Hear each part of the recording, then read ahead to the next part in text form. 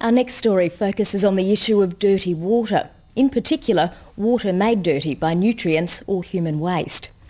Over the course of a year, Australia spends countless sums tidying up its water. However, a new research drive pushing a low-tech approach isn't only promising massive savings, but the opportunity to turn a profit out of wastewater. At the heart of the scheme is the use of fish to filter out the nasties. Our story begins in Israel, a country on par with Australia when assessing the value of clean water.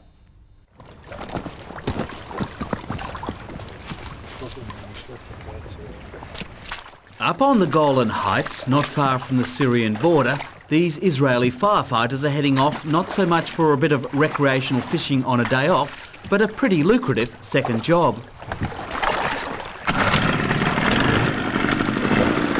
Several years ago they won a contract to harvest fish out of this irrigation reservoir. The primary catch is carp.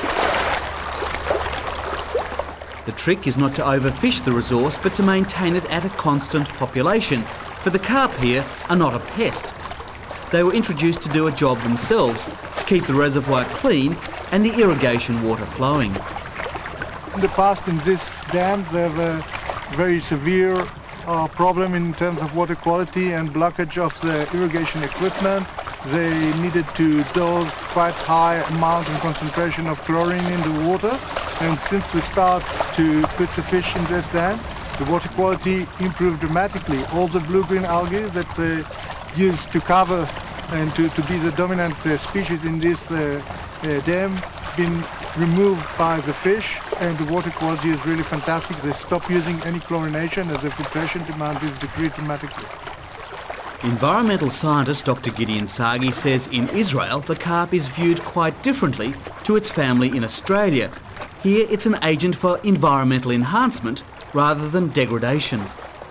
It is done already in Israel for more than 30 years. It started with potable water storage, and then we modified it a bit for the irrigation dams. And actually today in Israel, all the irrigation dams that can handle fish, that the fish can survive in it, are stocked with fish in order to improve water quality.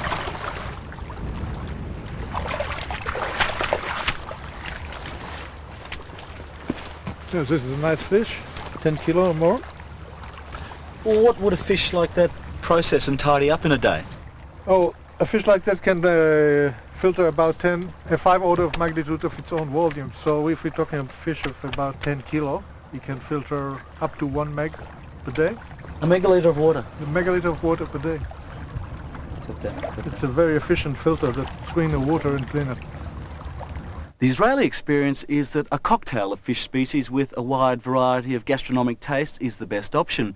That way everything from tiny organisms like blue-green algae and zooplankton right through to snails and weeds can all be tidied up at the same time.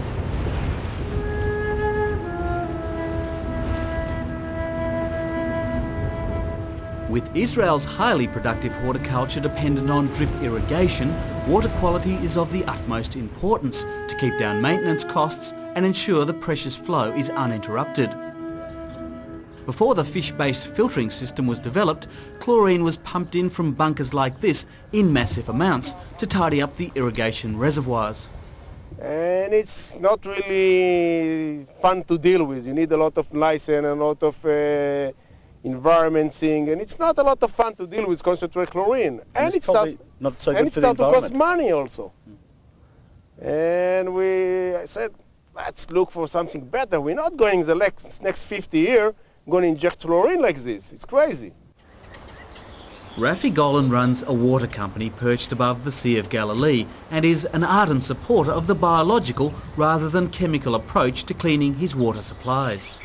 It took us about 3 years to do research. We start from a tank to a reservoir to find exactly the right variety and the right concentrate of fish to this region. But today, you see, this is a white elephant. All this chlorine is gone. Nobody used it for years. And it's all controlled by fish beautifully. And in the end of the year, we give a permit for money, of course, to balance the amount of fish We give to some for merchandise. We sell some of the fish, and it even covers the cost of the maintenance of the dam. So it's a beautiful solution. It's a beautiful solution that's just starting to gain momentum in Australia. These mullet at the Bribie Island Research Station on Moreton Bay are in the vanguard of the search for an Australian version of what is common practice in the Middle East and Asia. I think it's fair to say that it hasn't been explored to the fullest capacity we could, and it's probably a cultural thing. Certainly in Asia there has been a long culture, a long tradition of using different species of fish and prawns and algae to clean water. In fact, to see water, nutrient-rich water, as a resource, not as a problem. So there's a cultural difference. And today, though, we're seeing the beginnings, our work is very young here, the beginnings of interest and research and development to really repeat, if you like, or to replicate the Asian experience in Australia, but using our native species. Indeed, the researchers on Bribie Island have embarked on something of a search and employ mission amongst Australia's vast variety of aquatic life. Dr. Wayne Knibb is leading the hunt. And even within the species that we know about, hardly any of them have been systematically evaluated for their efficiency as bioremediators. So I see this as a great story of discovery, of biodiscovery, and we've just started on this journey. So I would be betting that we will find native species as good as or better than the carp and tilapia alternatives before we will find acceptance in the community to import carp and tilapia for these bioremediation purposes. So far the attention has centred on the mullet, a scavenger that munches through what scientists would politely call the lowest trophic levels in the food chain. Another way of putting it is they can do quite nicely in sewage treatment plants. Rabbitfish have been studied for their algal appetite. But perhaps the greatest advance has been made with banana prawns cleaning up intensive aquaculture operations. Banana prawns are a little bit different to the commonly farmed tiger prawn in that they are a little more omnivorous. They eat algae and detritus basically, so these prawns go onto farms and they go into unfed ponds that have the accumulation of faeces and uneaten food. And also the stimulation of algal growth from this product, and they're able to, just through their normal feeding behaviour, remove this and turn it into prawn flesh. The Bribie Island researchers accidentally stumbled onto the banana prawn's other job as the scullion of the crustacean world while assessing its increasing popularity in aquaculture. With waste from prawn farms currently limiting their expansion, developing a dual-purpose prawn may give the nascent industry a massive kick-along. We're looking at a very major expansion of aquaculture in Australia. Last year we had a $70 million prawn harvest, and we can see that that can easily go to a $1 billion harvest in Queensland alone if we can find the right species or conduct sustainable prawn aquaculture and find the right species to deal with the wastewater from these systems.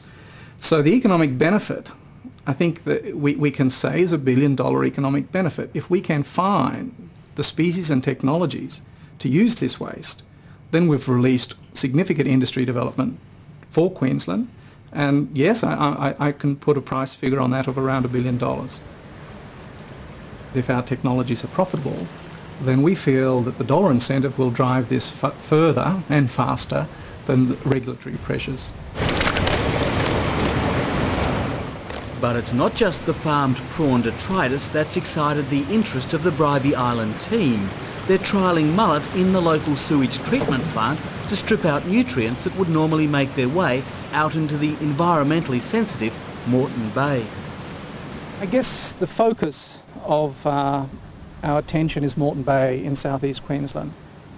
We have offshore in Moreton Island and Stradbroke Island near pristine systems. We have seagrass beds, we have dugongs. We have an increasing concern that cumulatively terrestrial sources of nitrogen into the bay are converting it from being a nutrient-poor system into a nutrient-rich system. And if this occurs, then we'll change the ecology of the bay. And the Caboolture Shire Council is impressed with the mullet's work. When the mullet were first released in the clarifier, they ate certain parts of the algae. You could see where they'd eaten patches out of it. If there'd been a greater number of fish, we seem to think that they would have been able to clean the whole area, and the mullet seemed to do really well. The nutrients in wastewater from a town or a city has some similarities with the nutrients we would see in water from aquaculture discharge. So our challenge is to see whether our technologies that we're developing for aquaculture purposes can be transferred and extended for domestic wastewater discharge. There are additional challenges here, obviously. There are challenges, for example, of bacterial counts. One thing we are very keen to see is whether fish can actually reduce viral and bacterial counts from domestic wastewater. We have an indication that this is so from work in Asia. The work is similar to a project that's been running in the Burdekin using fish to tidy up waste from the sugar industry upstream from the Great Barrier Reef. Even at the end of the system, we may imagine having barramundi feeding on mullet that have cleaned waterways in the Burdekin Canal.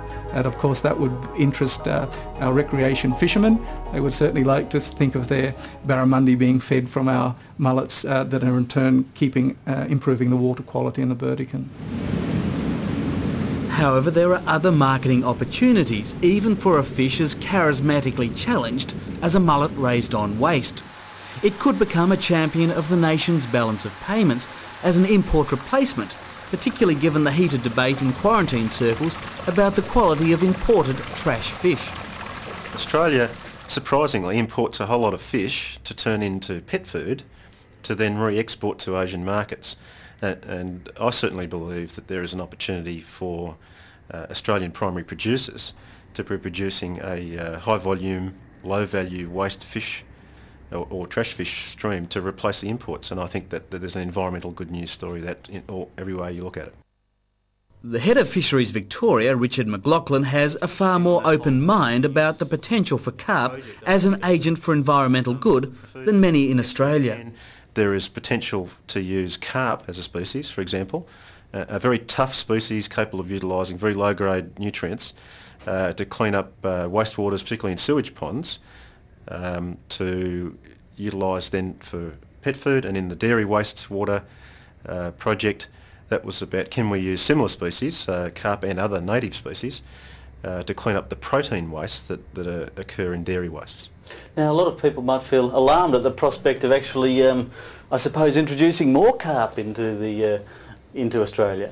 Well, that's exactly right. The risk assessment processes around utilisation of carp in Australia haven't been well dealt with, and there's a whole bunch of policy issues that would have to be dealt with.